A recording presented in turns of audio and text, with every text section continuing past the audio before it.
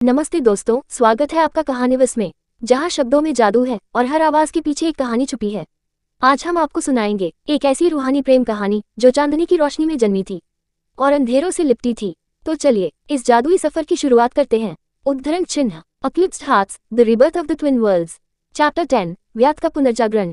प्रारंभिक संकेत। शाम की बेला थी। लुमेनिया और नौटायरा की सीमा पर स्थित एक छोटा सा गांव संधियारा अचानक अजीब बदलावों से घिर गया। पेड़ सूखने लगे, नदियों का जल गाढ़ा और काला होने लगा, और सबसे विचित्र, गांव वालों की आंखों में कोई भाव नहीं था। वे बोलते नहीं, बस देखते थे, सीधे आकाश की ओर। व्यात की वापसी। गांव के मध्य स्थित एक प्राचीन कुएं से धुआं उठा। उस धुएं से बना एक आकार, व्यात, चेतन शून्य की 5 चेतनाओं में प्रथम, जो पीड़ा से पोषित होता था। मैं पीड़ा का देवदूत हूँ, मुझे जितना दर्द दोगे मैं उतना जीवित होऊंगा। गाँव वाले अब उसकी छाया में, व्यात ग्रहण के अधीन थे, जीवित होते हुए भी आत्मा से रिक्त। अनिशा के आगमन। शून्यात्मा की नई शक्ति से जुड़ी चेतना ने अनिशा को मार्ग दिखाया। वह अकेली संध्यारा पहुंची। गांव में प्रवेश करते ही हवा में पीड़ा गूंजने लगी। हर चेहरा उसे देख रहा था, पर कोई जीवित नहीं लग रहा था। व्यात, अनिशा ने कहा, तेरा सामना अब मुझसे है। मन युद्ध का आरंभ। व्यात सीधे प्रकट नहीं हुआ, वह अनिशा को मानसिक युद्ध में खींच ले गया। एक अंधेरे क्षेत्र में, जहाँ हर आवाज उसकी खुद की थी, उसके संदेह, उसका अकेलापन, उसका क्रोध। क्या तू खुद से बच पाए अनिशा? क्या तू सच में संतुलन है या बस छल? अनिशा का उत्तर। वह मुस्कुराई, अगर संतुलन में संदेह न हो तो वह संतुलन नहीं। मैं डरती हूँ, क्रोधित भी होती हूँ, पर मैं भागती नहीं। उसने अपनी छाती पर हाथ रखा, जहाँ शून्य नयन धड़क रहा था। मेरा नाम अनिशा है और मैं शून्य की पुत्री होने पर शर्मिंदा नहीं। मैं उसे परिवर्तित करने आई हूँ। व्यात का विघटन। उसके शब्दों से उसका ऊर्जा मंडल चमका और व्यात की छाया धधकने लगी। नहीं नहीं, दर्द में शक्ति थी, पर तूने उसे स्वीकार कर लिया। अनिशा ने अंतिम वार किया। उसके माथे से एक किरण निकली, जो व्यात की चेतना को बांधकर एक शून्य संग्रह रत्न में कैद कर ले गई। गांव की मुक्ति। संध्यारा फिर से जीवंत हुआ। लोगों की आंखों में रोशनी लौटी, बच्चों की हंसी गूंजी। किसी ने अनिशा के पैर छुए। आप देवी हैं? अनिशा मुस्कुराए। नहीं, मैं बस एक यात्री हूँ जो अपने भीतर का युद्ध जीत रही है। अध्याय का अंतिम दृश्य। शाम ढल चुकी थी। अनिशा पहाड़ियों पर बैठी और अपनी हथेली में वो शून्य संग्रह रत्न देखा। उस रत्न में अब व्यात की छाया थी, नींद में, लेकिन अभी भी मौजूद। उसने फुसफुसाया, 4 और बाकी हैं, और हर चेतना मुझसे गहरे जुड़ी है। इस राह में मैं अकेली नहीं रहूंगी, पर सबसे अकेली रहूंगी। चैप्टर 11, अनुरक्त अस्मिता।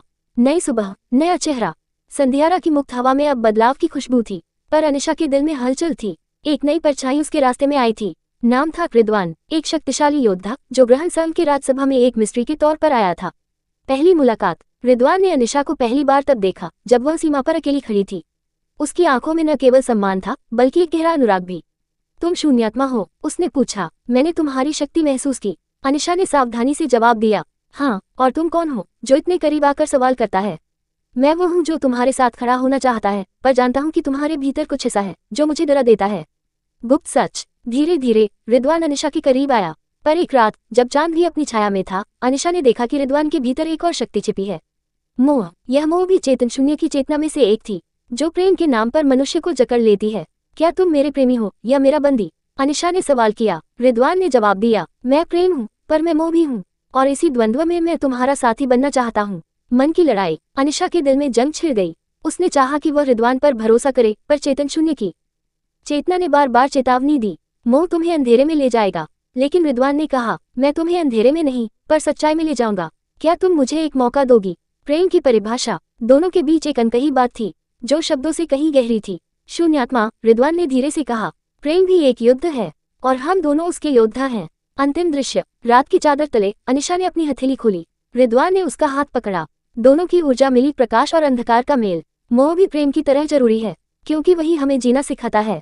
चैप्टर 12, मोह की परीक्षा। रात्रि के नीचे छल। रिद्वान और अनिशा की नजदीकी अब सबको दिखने लगी थी, लेकिन अनिशा की चेतना, शून्यात्मा, भीतर कुछ असामान्य अनुभव कर रही थी। हर बार जब वह रिद्वान के करीब होती, उसके भीतर एक गहरी सिहरन होती, मानो कोई पुरानी स्मृति खरोंच रही हो। उस रात अनिशा ने ध्यान मग्न होकर रिद्वान की ऊर्जा में प्रवेश किया। मोह की परछाई। उसके ध्यान में वही बीते जन्म का दृश्य देखती है।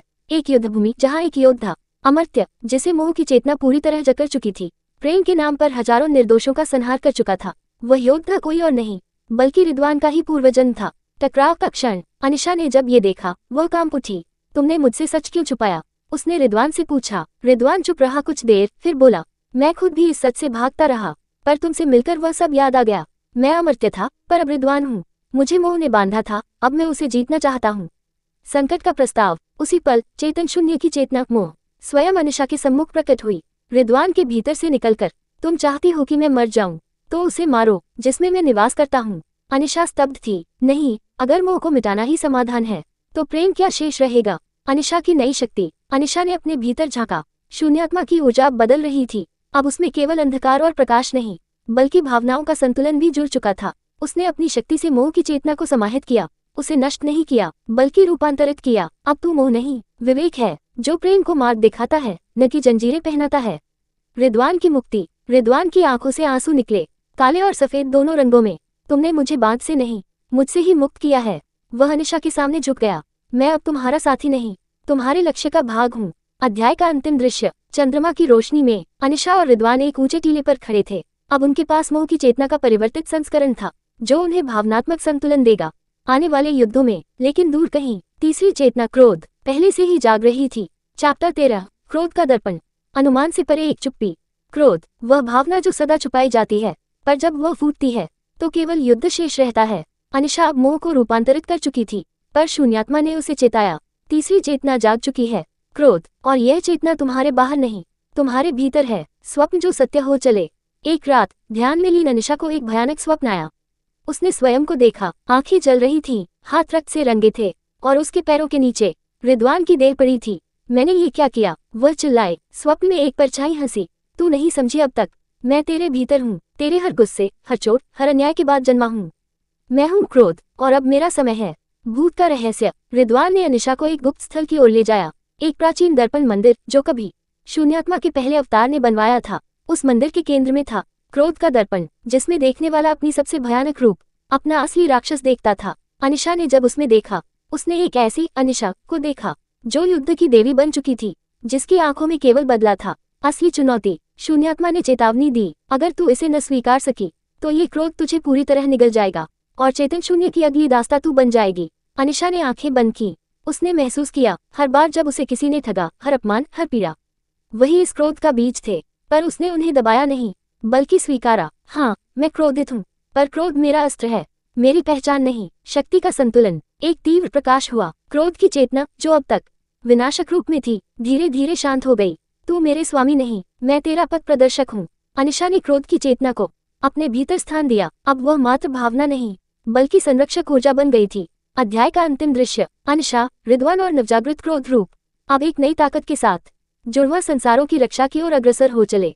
लेकिन दूर अंधकार में एक नया नाम गूंजता था, अहंकार। चौथी चेतना, जो न तो भावनाओं से संचालित थी, न ही विवेक से, बल्कि केवल स्वयं को परम मानने से। चैप्टर 14। अहंकार की छाया। कभी न थमने वाली आवाज।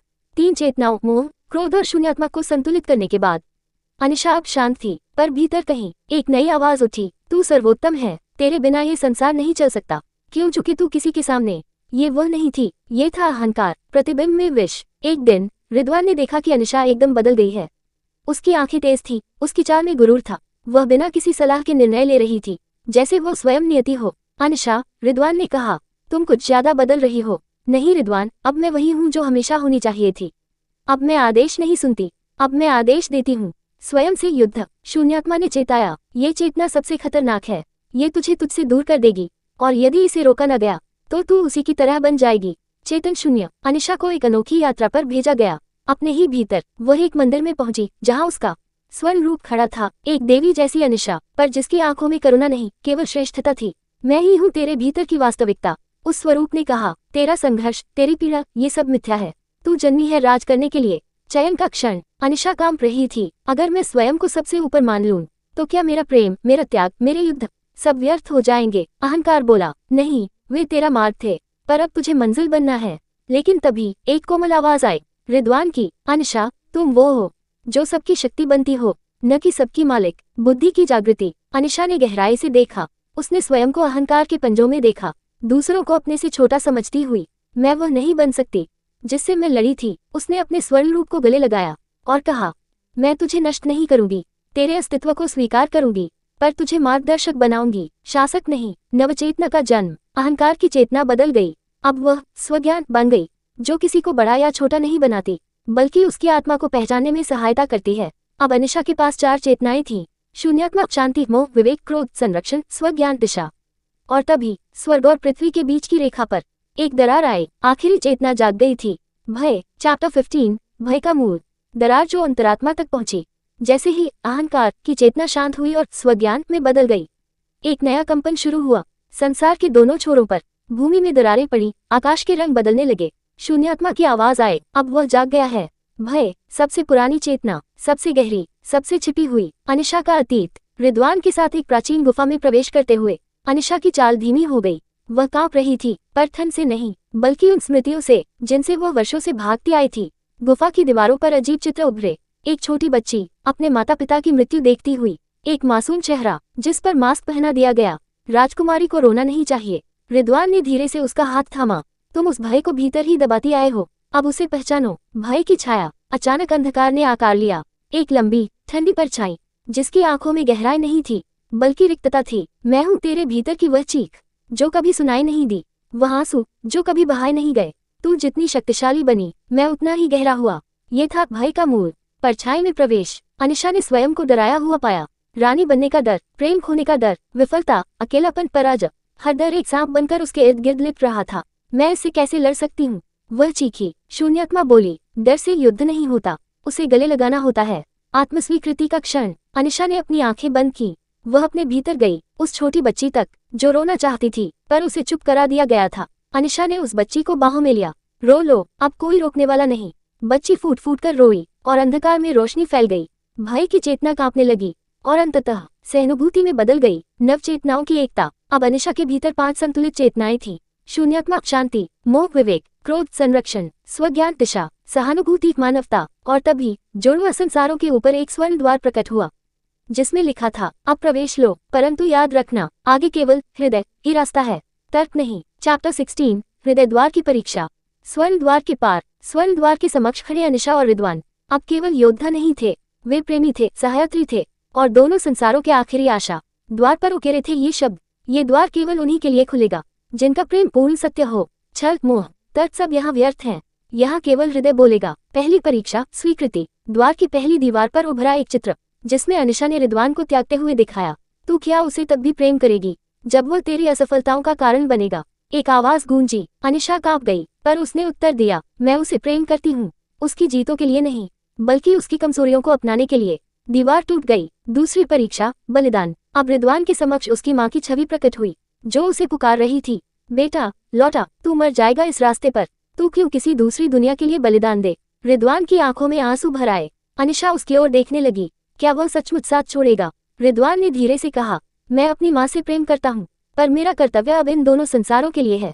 मुझे छोड़ना होगा, क्योंकि यह प्रेम निजी नहीं, सर्वजन का हो चुका है। दूसरी दीवार भी टूट गई। तीसरी परीक्षा, एक दूसरे के बिना। अब दोनों के सामने एक भयानक दृश्य प्रकट हुआ। एक भविष्य जहाँ रिद्वान जीवित है पर अनिशा मर चुकी है, और एक जहाँ अनिशा जीवित है पर रिद्वान नहीं। क्या तुम दोनों जीवन भर अकेले रह सकते हो, फिर भी एक दूसरे को उतना ही प्रेम कर सकते हो? द्वार ने पूछा। अनिशा ने कहा, यदि रिद्वान चला भी जाए तो मेरा प्रेम उसे मरने नहीं देगा। रिद्वान बोला, यदि अनिशा न रहे तो मैं उसके नाम को जीवित रखूंगा, हर उस जीवन में जिसे मैं बचा सकूं। द्वार एक दिव्य प्रकाश में विलीन हो गया। हृदय का द्वार खुला। दोनों ने एक दूसरे का हाथ थामा। द्वार की रोशनी अब उनके भीतर समा गई। अब उनके शरीर नहीं, उनकी आत्माएं एक हो चुकी थीं, और जब उन्होंने कदम रखा तो वे एक नए लोक में पहुंचे। हृदय लोक, जहाँ चेतन शून्य अपनी अंतिम शक्ति के साथ उनका इंतजार कर रहा था। परंतु चेतन शून्य अब वह नहीं था जो वे समझते थे। वह एक ऐसी पीड़ा था जो किसी समय स्वयं प्रेम से जन्मा था।